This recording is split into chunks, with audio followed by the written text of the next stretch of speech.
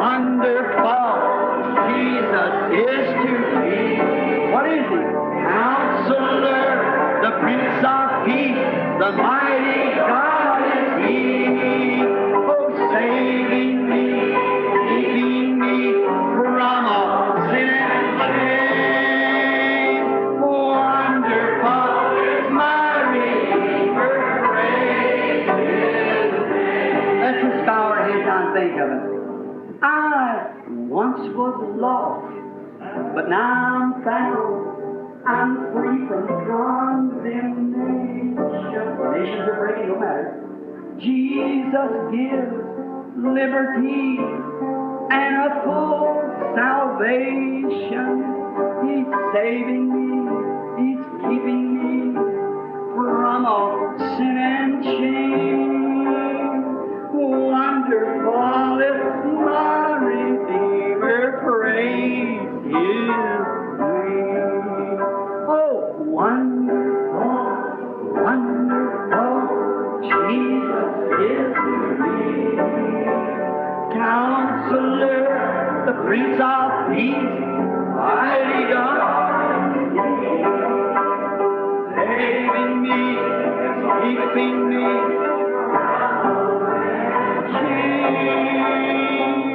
Wonderful is my Redeemer, praise His name. Oh, think of it. I once was lost. São João, capítulo 1, 35 a 41. Gosto de ler estas preciosas palavras. E no dia seguinte, Jesus estava outra vez ali, e dois dos seus discípulos, perdoe-me, João estava outra vez ali, e dois dos seus discípulos. E vendo passar a Jesus, disse, eis aqui o Cordeiro de Deus. E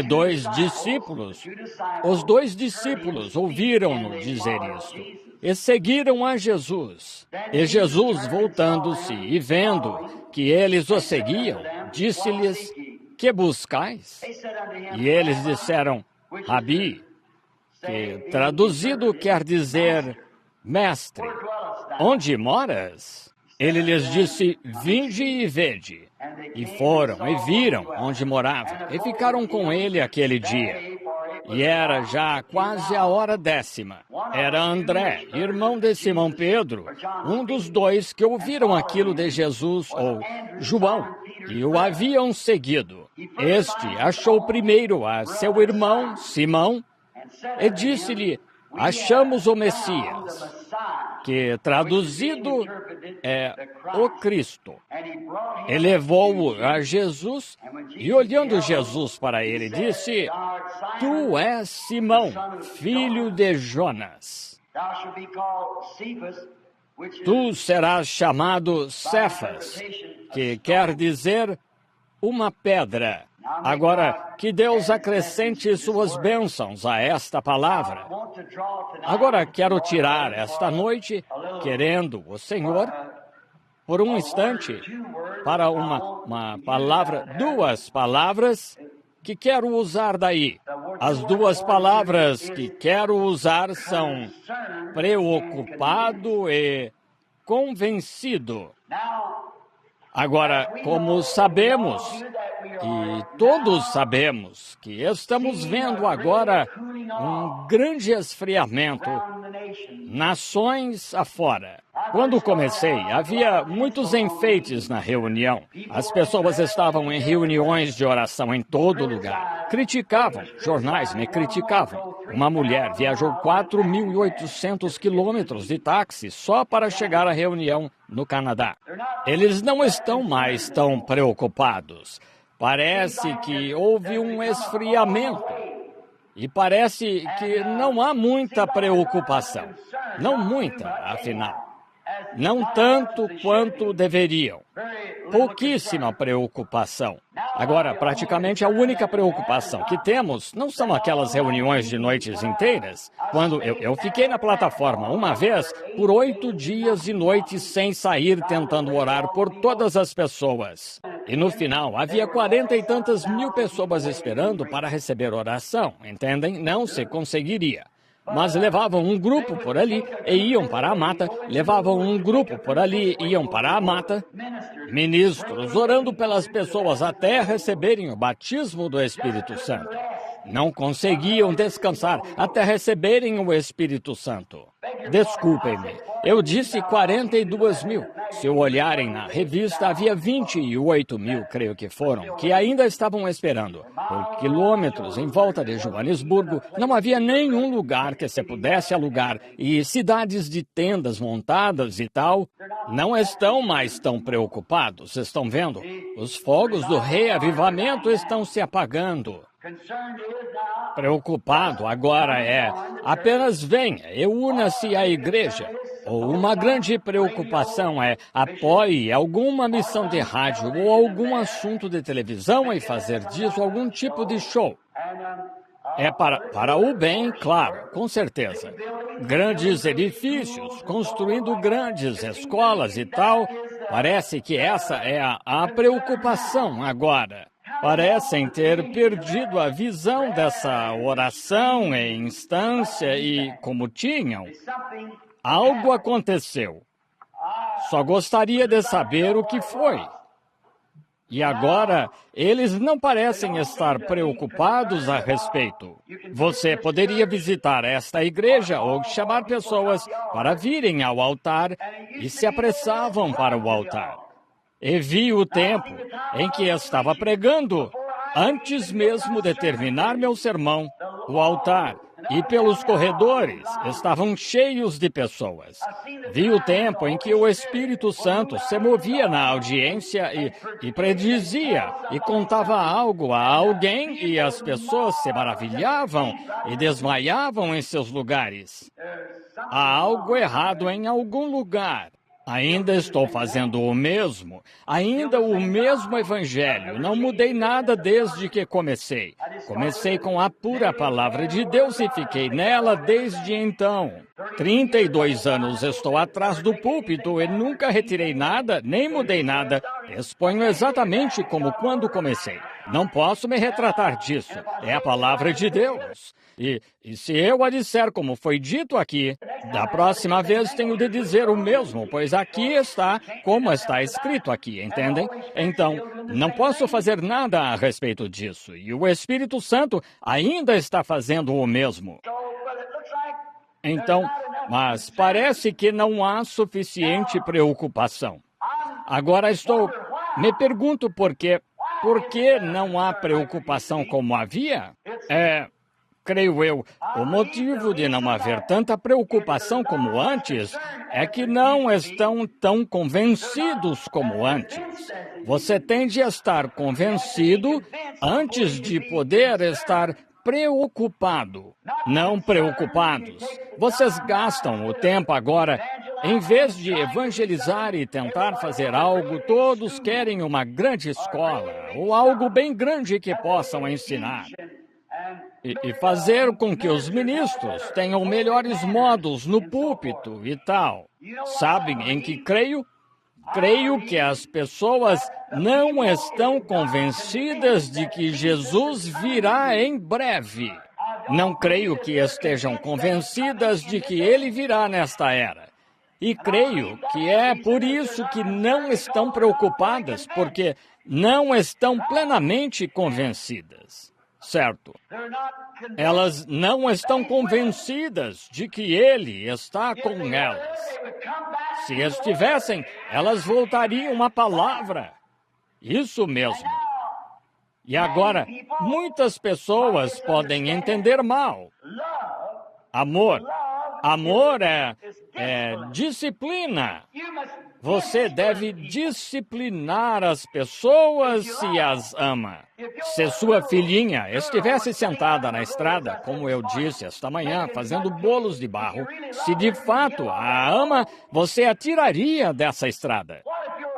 E se sua esposa dissesse, João fulano, seja qual for o seu nome, você sabe, você a deixasse sair com outro homem porque disse, bendita seja, ela quer sair, e eu a amo tanto que vou deixá-la fazer isso. Você seria um péssimo exemplo de marido. Ela deveria se livrar de você e arranjar alguém que a ame, que cuide dela. Não quis dizer dessa forma, pois não se pode fazer isso. Mas ao que estou tentando chegar é isto. E se Deus tivesse dito a Eva, pobre Eva, você sabe, você é minha filha. Você não teve intenção de fazer isso. Claro, ela não teve intenção de fazer isso. Com certeza não teve, mas fez. E sabemos que ela fez. Ainda vemos os resultados disso.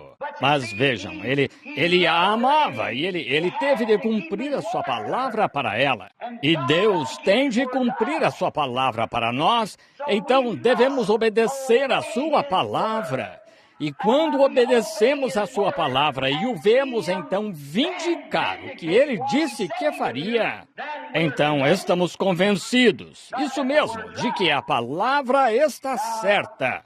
Agora, quando trazemos aqui, não faz muito, este grande evangelista com um muçulmano, vocês leram no jornal, como eu li, este muçulmano desafiou esse evangelista de que Jesus Cristo era a adoração de um homem, que as pessoas estavam seguindo um homem. Ele cria no mesmo Deus que o evangelista, mas disse, Jesus não é seu filho, é só uma adoração feita pelo homem. E ele desafiou o evangelista, disse, a Bíblia disse que as obras que ele fez, Cristo, seus seguidores, farão o mesmo. Ele disse, agora trarei 30 enfermos e você trará 30 enfermos e curarei cada um que você curar. Entendem? E o evangelista fugiu. Pegou um voo. E creio que se fosse o evangelista, se não tivesse fé suficiente para curar, eu nunca teria deixado aquele incrédulo ficar assim. Eu diria, conheço alguém em nosso meio que tem fé para fazê-lo. Por quê? Você tem de estar convencido primeiro de que é Deus, então você terá convicção. É verdade. Convencido primeiro, então você terá sua preocupação. Embora as pessoas afirmem que Deus está com elas, mas não é tudo. Mamãe dizia, as atitudes falam mais alto que as palavras. Claro que falam. Você deve agir nisso, crer nisso, estar convencido e então ficará preocupado. Jesus disse, se me amas, apacenta as minhas ovelhas. Agora, é aí que acho que falhamos muito. É em apacentar as suas ovelhas. Se me amas, apacenta as minhas ovelhas. Hoje é quase tosquia as minhas ovelhas. Levam-nas ao ponto de pegar tudo o que elas têm e as fazem prometer dar sua casa e toda a sua aposentadoria e tudo mais. Isso é tosquiar. Jesus nunca disse isso. O irmão Parker disse esta manhã, Deus ama o seu povo. Ele ama as suas ovelhas. Ele disse, apacenta-as. E as ovelhas devem receber alimento de ovelha. E ele nunca disse, instrui as minhas ovelhas. Ele disse, apacenta-as, não para instruí-las, apacenta-as, dá-lhes alimento de ovelha. Qual é o alimento de ovelha? O pão da vida. Jesus é o pão da vida. O Evangelho, a verdade. Pregue-o sem fazer concessões. Então você saberá que quando tiver de responder pela alma delas no dia do juízo, como ministro do Evangelho, você poderá se levantar e dizer, isso é o que estava escrito na palavra. Apacenta-as com a verdade. Apacenta as minhas ovelhas. Quando João ficou tão preocupado, pois sabia que o Messias viria em sua era, João Batista sabia disso. Assim, ele sabia que o Messias viria na era em que ele vivia. Mas quando saiu do deserto, ele não fundou escola, não fundou faculdade, não fundou organização. Por quê? Ele estava convencido de que o Messias viria em seu tempo. Seu alimento, sua mensagem, sua atitude deram testemunho disso. E cremos que ele virá nesta era. Porque queremos acumular grandes coisas? Por que haveríamos de querer gastar milhões de dólares construindo escolas e prédios e então dizer que Jesus está vindo? Ora, o público sabe que algo está errado. Eles sabem que você está falando sobre algo em que não crê. Pratiquem o que pregamos. Isso mesmo! Agora, devemos fazer isso. João estava tão convicto. Quando nasceu, ele sabia que teve um nascimento peculiar. Todos sabemos como Zacarias viu o anjo. E isso deve ter sido uma pressão para o velho casal. Zacarias era idoso e Isabel era idosa.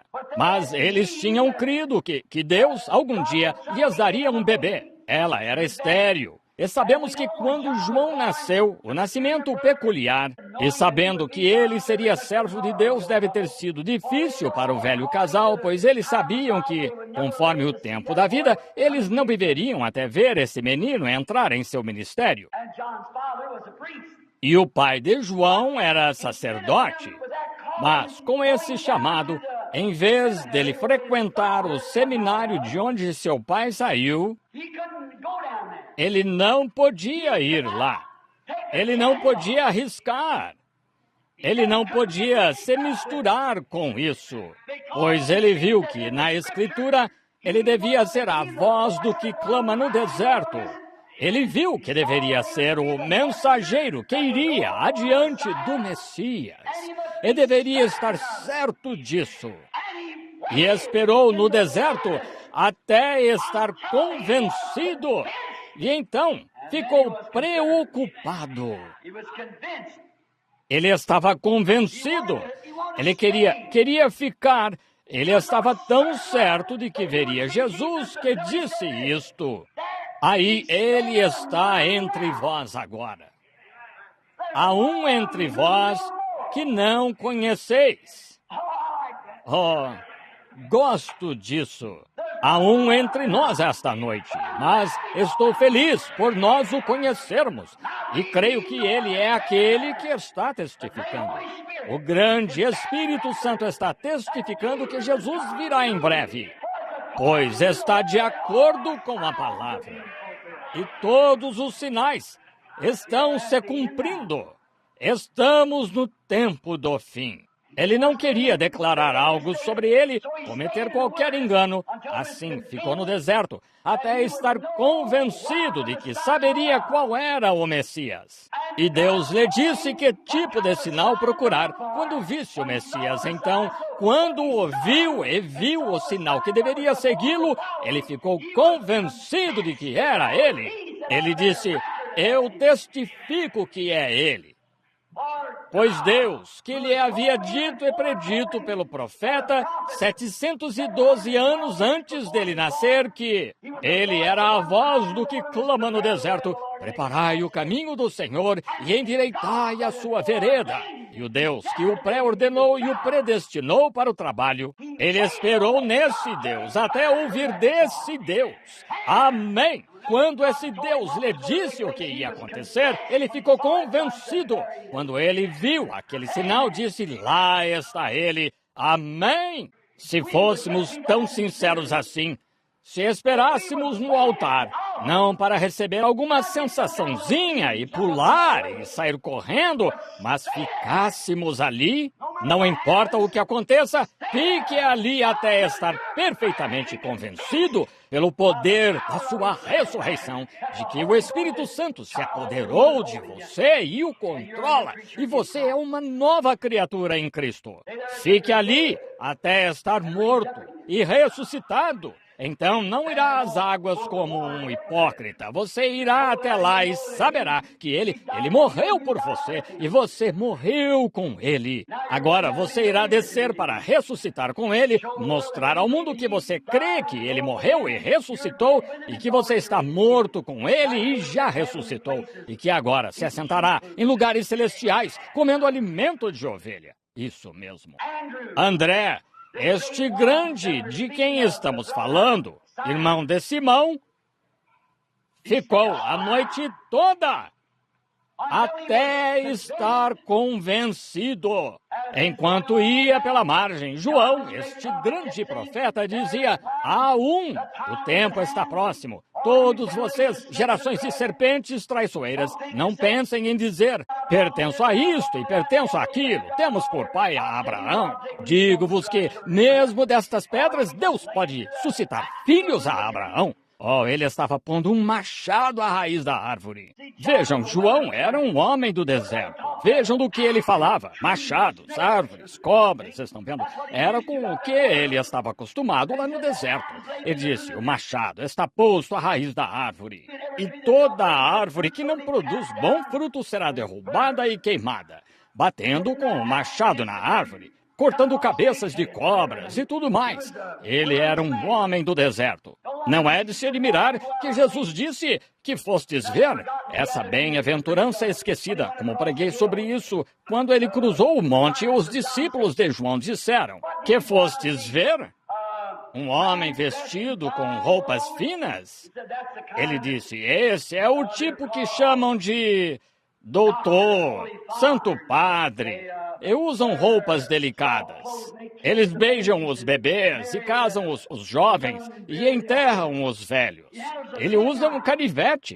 O que um homem como esse saberia de uma espada usada com as duas mãos na frente da batalha? Fostes ver um? Alguns disseram: então fostes ver uma cana agitada por qualquer vento ou qualquer grupinho que possa vir, mudá-lo disso para aquilo e disso para aquilo?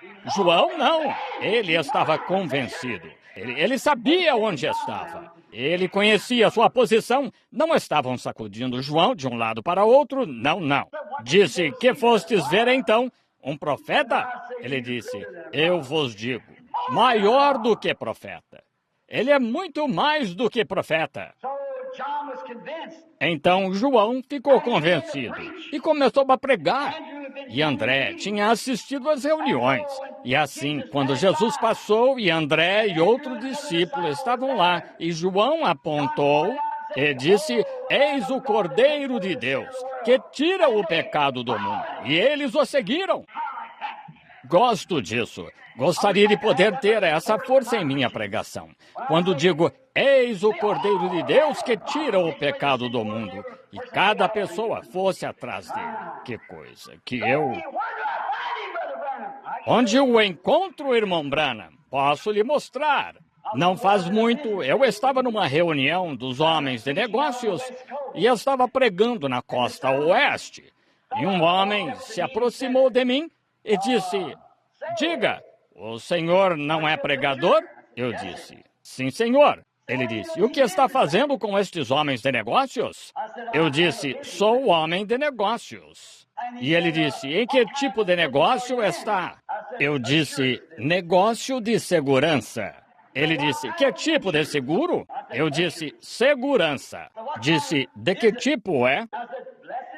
Eu disse: bendita segurança. Jesus é meu. Eu disse: se estiver interessado numa apólice, gostaria de conversar sobre ela. Um amigo meu, o Sr. Snyder, um precioso homem, veio à minha casa. Eu o conheci quando eu era pequeno e estudamos juntos. Ele disse: Billy, gostaria de lhe vender um seguro.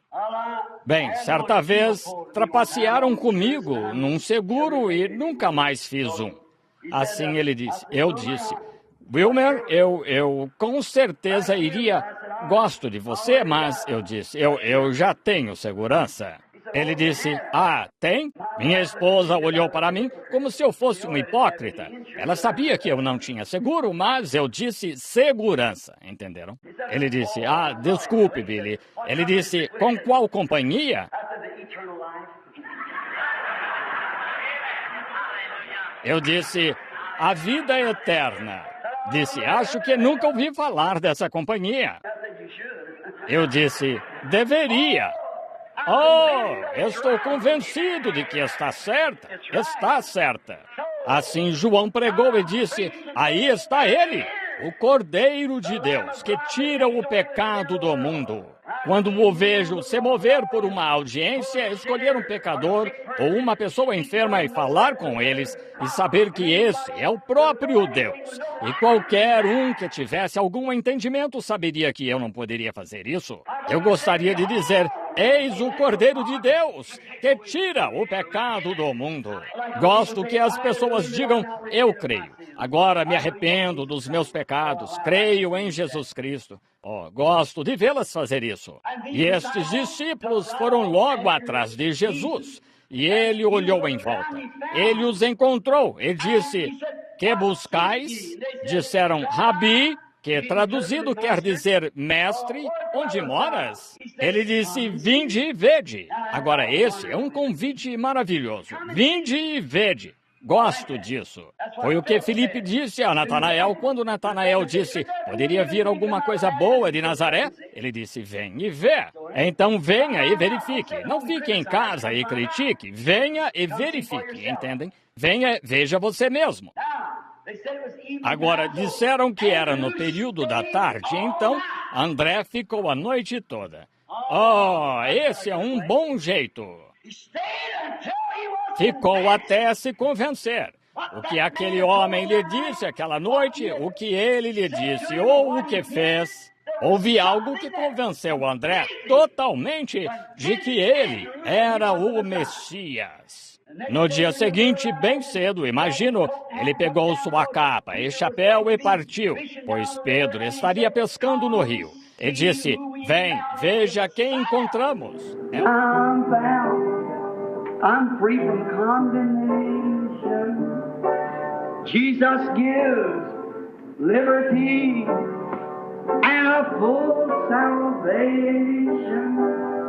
Saving me, what does He do? Keeping me from all sin and shame. Right above it. Oh, wonderful is my Redeemer, praise.